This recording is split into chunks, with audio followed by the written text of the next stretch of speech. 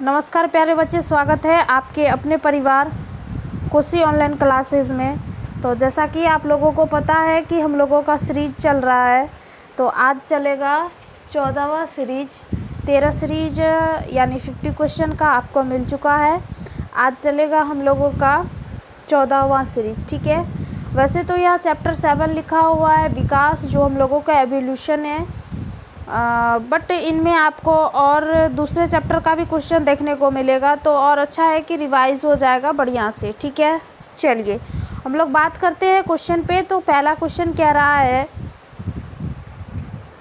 अर्जित गुणे के वंशागति का सिद्धांत दिया था। किसने दिया था? अर्जित गुणे के वंशागति का सिद्धांत किसने दिया था? Haeckel, Darwin, de Vries, Lamarck. तो क्या होगा, यहाँ लेमार्क भी लिखा रहेगा तो कोई दिक्कत नहीं है। तो क्या होगा, तो एक का right answer option number D यानी लामार्क, ठीक है। अगला क्वेश्चन देखिए, निम्नलिखित में से कौन सा विकासवाद से युक्त है? विलुप्तता, विभिन्नता, प्रजनन, प्रतिस्पर्धा। तो 2 का राइट आंसर हो जाएगा ऑप्शन नंबर बी यानी विभिन्नता, ठीक है। चलिए अगला क्वेश्चन देखिए, फिलोसॉफिक जूलॉजिक पुस्तक किसने लिखी? लामार्क, मेंडल, डार्विन, ह्यूगो डिब्रीज। तो 3 का राइट आंसर हो जाएगा ऑप्शन नंबर ए यानी लामार्क, ठीक है। चलिए अगला क्वेश्चन देखिए क्या कहता है। अगला क्वेश्चन कह रहा है, मीसोजोइक युग है। मीसोजोइक युग जो है वो मत्स्यों का, उभयचरों का, सरीसृपों का, टाइलोवाइट्रस का। तो 4 का राइट आंसर क्या होने वाला है? ऑप्शन नंबर सी यानी सरीसृपों का, ठीक है। चलिए अगला क्वेश्चन देखिए, माइक्रोस्पियर्स नाम किसने दिया था? सिडनी फॉक्स, ऑपेरिन, मिलर, यूरे।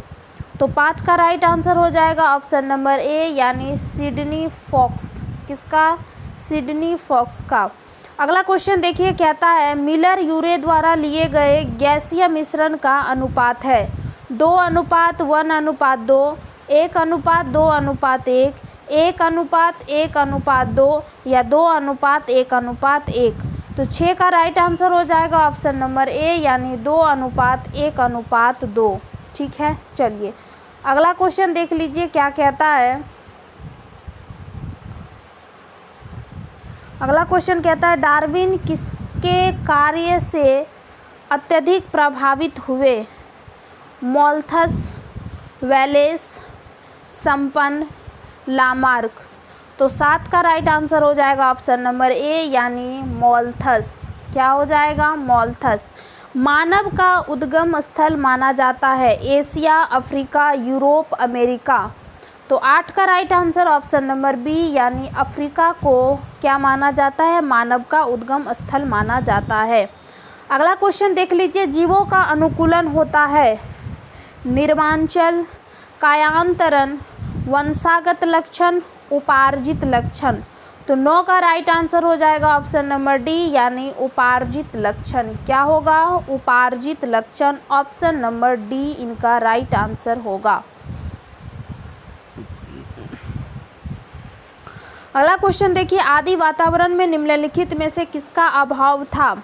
नाइट्रोजन का, अमोनिया का, ऑक्सीजन का, मीथेन का।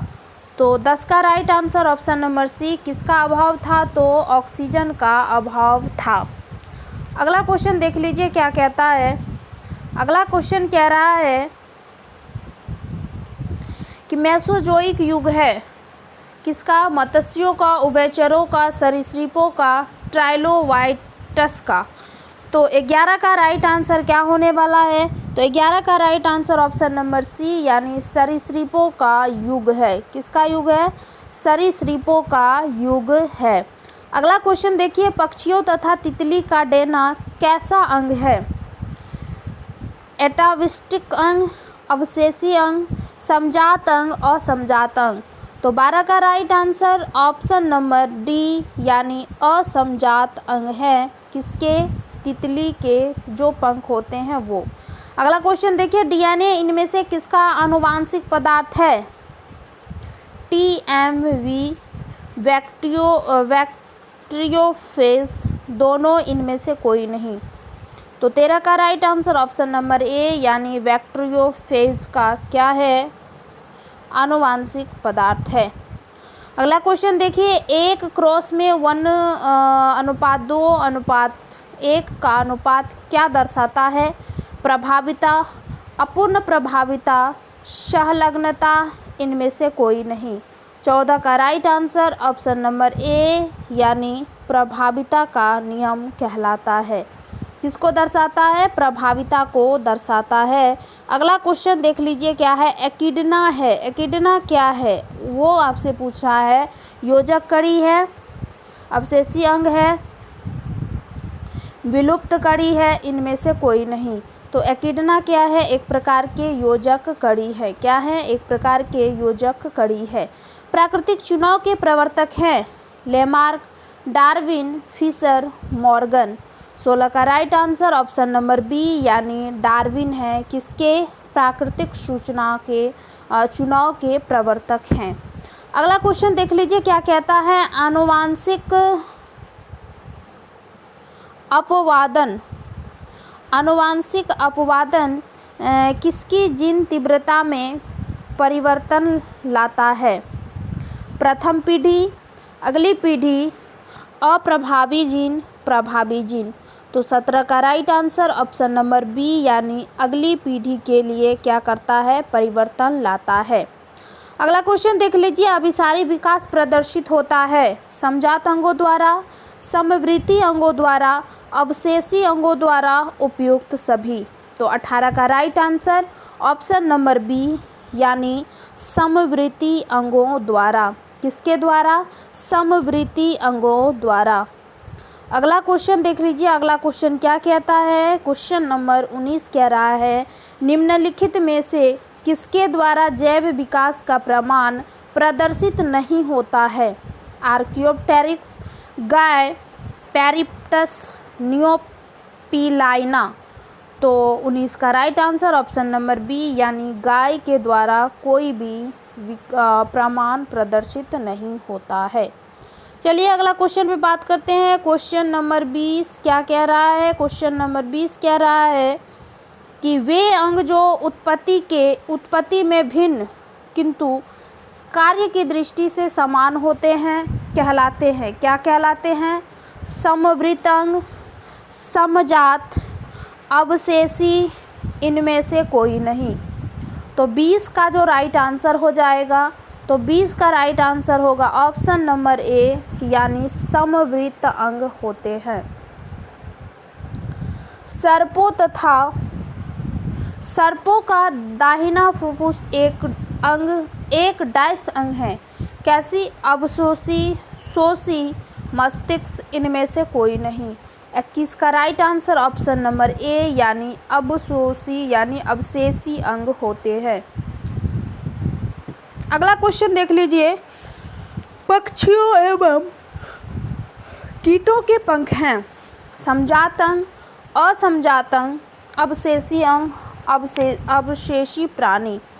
तो 22 का right answer option number B यानी असमजात अंग हैं। ठीक है, अगला क्वेश्चन पे बात कर लेते हैं क्वेश्चन नंबर 23 पे कि क्वेश्चन नंबर 23 क्या कह रहा है? कह रहा है मनुष्य का अवशेषी अंग है बाह्यकर्णिकी पेशियाँ, निकिटेटिंग झिल्ली, अंधांत्र,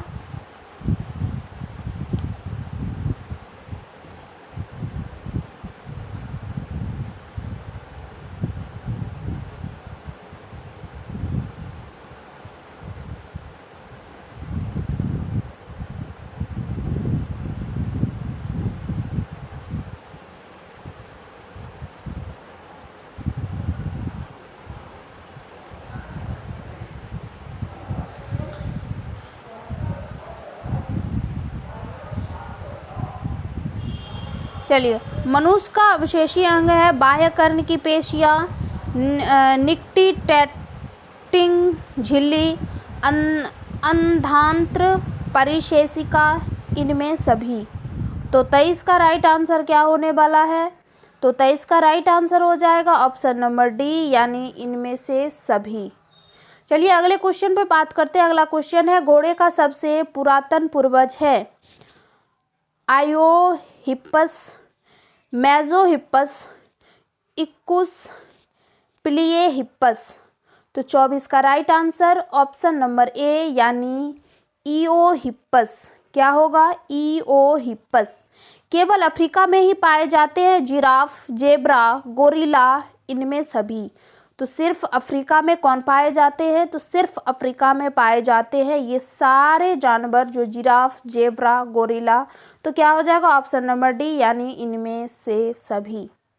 चलिए अगले क्वेश्चन पे बात करते हैं। Question number 26। क्वेश्चन नंबर 26 क्या कह रहा है? कह रहा है कि निम्नलिखित में कौन एक फुफ्फुस मत्स्य है जो पश्चिम अफ्रीका में मिलती है? लेपिडोसाइट्स, सिरेटोड्स, प्रोटोप्टेरस, सिंघी। तो 26 का राइट आंसर हो जाएगा क्या? ऑप्शन नंबर सी, यानी प्रोटोप्टेरस। क्या? Option number C, protopterus. अगला क्वेश्चन देखिए, फिलोसॉफिक जूलॉजिक नामक पुस्तक के लेखक हैं डार्विन, लेमार्क, मूलर, कैमरर। तो 27 का राइट आंसर हो जाएगा ऑप्शन नंबर बी, यानी लेमार्क है फिलोसॉफिक जूलॉजिक नामक पुस्तक के लेखक।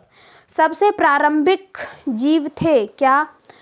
रसायन स्वशोषी, रसायन विषमपोषी, प्रकाश स्वपोषी, स्वतः उत्पन्न होने वाले। तो 28 का राइट आंसर क्या होने वाला है? ऑप्शन नंबर बी, यानी रसायन विषमपोषी थे सबसे पहले प्रारंभिक जीव जो थे वो। चलिए अगले क्वेश्चन पर बात करते हैं। अगला क्वेश्चन क्या कह रहा है? अगला क्वेश्चन कह रहा है, आबादी का प्रसरण निर्भर करता है आगमन पर, बहिर्गमन पर, स्थानांतरण पर, उपयुक्त सभी। तो 29 का जो राइट आंसर हो जाएगा, तो 29 का right answer option number D, यानी उपयुक्त सभी। अगला क्वेश्चन देखिए, किसी जीव का विकासीय इतिहास कहलाता है? क्या कहलाता है? ऑन्टोजेनी, फाइलोजेनी, पूर्वजता, जीवाश्म। तो 30 का जो राइट आंसर हो जाएगा वो हो जाएगा ऑप्शन नंबर बी, यानी फाइलोजेनी। क्या होगा? फाइलोजेनी इनका राइट आंसर हो जाएगा। अगला क्वेश्चन पे बात करते हैं, निम्नलिखित में कार्बनिक विकास का महत्वपूर्ण प्रमाण मिलता है? समरूप एवं अवशेषी अंगों से, समजात अंग से, समजात एवं समरूपी अंगों से, समजात एवं अवशेषी अंगों से। तो 31 का जो राइट आंसर होगा वो होगा ऑप्शन नंबर डी, यानी समजात एवं अवशेषी अंगों से। क्या होता है? समजात एवं अवशेषी अंगों से किसका? कार्बनिक विकास का महत्वपूर्ण प्रमाण मिलता है। अगले क्वेश्चन पे बात करते हैं, क्वेश्चन नंबर 32। और क्वेश्चन नंबर 32 क्या कह रहा है? क्वेश्चन नंबर 32 कह रहा है, निम्नलिखित में संयोजक कड़ी हैं क्या? एकिडना, पैरोपैटस, प्रोटोप्टेरस, उपयुक्त सभी। तो 32 का right answer option number D, यानी उपयुक्त सभी हो जाएगा। अगला क्वेश्चन देखिए, मनुष्यों में पाए जाने वाले अवशेषी अंग हैं कर्ण पेशियां, उदर पेशियां, खोपड़ी की पेशियां, उपयुक्त सभी। 33 का right answer option number D, यानी उपयुक्त सारे सही हैं। अगला क्वेश्चन पे बात करते हैं, निम्नलिखित में कौन सा तत्व पृथ्वी के आदिकालीन वातावरण में आणविक स्थिति में उपस्थित नहीं था? क्या? Carbon, oxygen, hydrogen, nitrogen. तो 34 का right answer option number B, यानी ऑक्सीजन क्या थे? नहीं थे। जब हमारी पृथ्वी पर सबसे पहले क्या नहीं थे? ऑक्सीजन नहीं थे। अगला क्वेश्चन की बात कर लेते हैं। अगला क्वेश्चन क्या कह रहा है? अगला क्वेश्चन कह रहा है, हार्डविन वर्ग का नियम व्याख्या करता है किसको? गुणसूत्री विपथन की, आनुवांशिक अपघटन की, आनुवांशिक साम्यावस्था की, उपयुक्त सभी। तो 35 का right answer option number C यानी आनुवांशिक साम्यावस्था की क्या करता है, तो नियमन की व्याख्या करता है। उच्च ऊर्जा अणु हैं टीएमवी, एटीपी, डीएनए, आरएनए। तो 36 का जो राइट आंसर होगा वो होगा ऑप्शन नंबर बी यानी एटीपी, एडिनोसिन ट्राइफॉस्फेट। अगला क्वेश्चन पे बात करते हैं, जैव विकास के समर्थन में पाए जाने वाला एक महत्वपूर्ण प्रमाण किसका पाया जाता है, समजात एवं अवशेषी अंग। आगे देख लेते हैं अगला ऑप्शन क्या कह रहा है, समजात एवं अवशेषी अंग, समवृत्ति तथा अवशेषी अंग, केवल समजात अंग, समजात तथा समवृत्ति अंग। तो 37 का राइट आंसर क्या हो जाएगा, तो इसका राइट आंसर होगा ऑप्शन नंबर ए। तो देखिए ऑप्शन नंबर ए क्या कह रहा था, ऑप्शन नंबर ए कह रहा है समजात तथा अवशेषी अंग। ठीक है, चलिए आगे बात कर लेते हैं अगले क्वेश्चन पे, क्वेश्चन नंबर 38 पे। तो क्वेश्चन नंबर 38 हमारा क्या कह रहा है वो देख लीजिए। जो क्वेश्चन नंबर 38 क्या कह रहा है कि निम्नलिखित में से कौन सा एक जीवित जीवाश्म नहीं है, नृप केकड़ा, राजकर्कट जिसको कहते हैं, स्फिनोडॉन, आर्कियोप्टेरिक्स, पेरिपेटस। तो 38 का जो राइट आंसर होगा वो होगा ऑप्शन नंबर सी यानी आर्कियोप्टेरिक्स।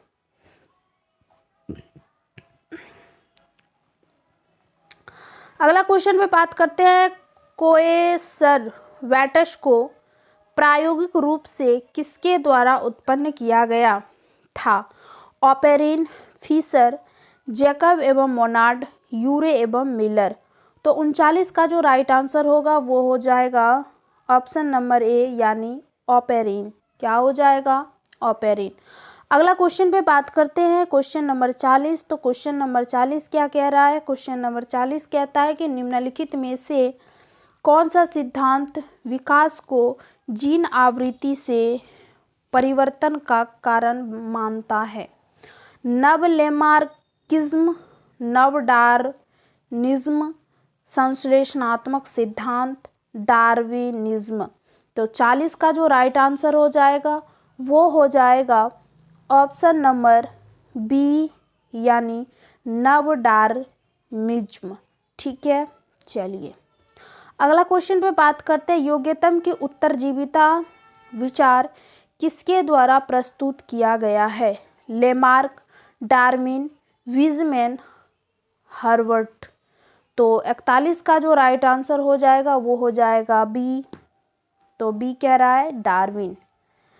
अगला क्वेश्चन पे बात करते हैं, हम लोगों में वर्मीफॉर्म अपेंडिक्स कैसा अंग है, आवश्यक अंग है, अवशेषी अंग है, असमजात अंग है, इनमें से कोई नहीं। इनका right answer option number B यानी अवशेषी अंग होगा, कौन, अपेंडिक्स। अगले क्वेश्चन पे बात करते हैं क्वेश्चन नंबर 43। तो क्वेश्चन नंबर 43 कहता है, पूर्व वातावरण में उपस्थित था क्या, मीथेन, जल में हाइड्रोजन, अमोनिया, उपयुक्त सभी। तो 43 का राइट आंसर हो जाएगा ऑप्शन नंबर डी कि पूर्व में ये सारे थे, सिर्फ ऑक्सीजन की क्या थी, कमी थी। अगले क्वेश्चन में बात करते हैं, पृथ्वी पर जीवन की उत्पत्ति से संबंधित पुस्तक लिखी गई थी, ऑपेरिन द्वारा, हेल्डेन द्वारा, डार्विन द्वारा, उपयुक्त सभी। 44 का right answer option number A यानी ऑपेरिन द्वारा। अगला क्वेश्चन पे बात करते हैं क्वेश्चन नंबर 45। तो क्वेश्चन नंबर 45 क्या कहता है, क्वेश्चन नंबर 45 कह रहा है, इनमें से किन दो विभिन्न प्रकार के जंतुओं के बीच आर्कियोप्टेरिक्स एक योजक कड़ी है, जल एवं भूमि, भूमि एवं पहाड़, भूमि एवं वायु, इनमें से कोई नहीं। तो 45 का जो राइट आंसर होगा वो होगा ऑप्शन नंबर सी, भूमि एवं वायु।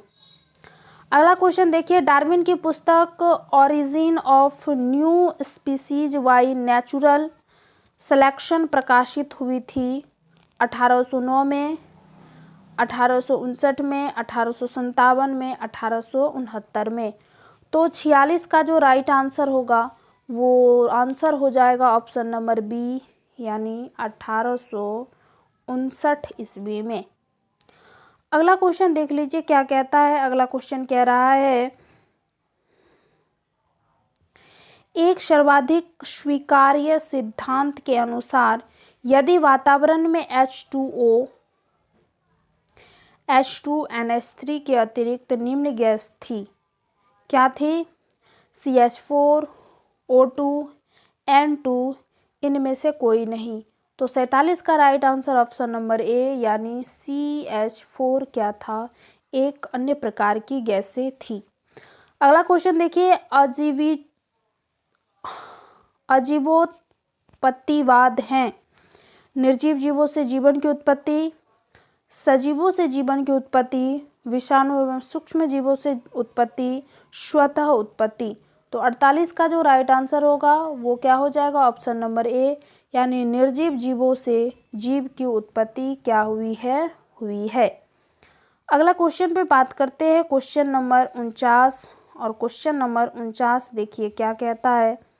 कह रहा है, वैश्विक तापमान में CO2, CH4, CFC तथा N2O का प्रतिशत अनुपात है 60%, 20%, 14 तथा 6%, 60%, 20%, 14% तथा 60%, 20%, 14%, 60% तथा 6%, 20%, 40%, 6% तथा 60%। तो 49 का जो राइट आंसर होगा वो होगा ऑप्शन नंबर ए, देखिए 60%, 20%, 14%, 6%। अगला क्वेश्चन में बात करते हैं। अगला क्वेश्चन कह रहा है, औद्योगिक मिलेनिज्म की घटना दर्शाती है जननिक पृथक्करण, आनुवांशिक पृथक्करण, प्राकृतिक वरण, भौगोलिक वितरण। तो 50 का राइट आंसर क्या होने वाला है? ऑप्शन नंबर सी, यानी प्राकृतिक वितरण। ठीक है, चलिए आपका 50 क्वेश्चन का सीरीज कंप्लीट हुआ और आगे हम आपसे मिलेंगे 50 क्वेश्चन का एक अगला सीरीज लेकर के। तब तक के लिए जय हिंद।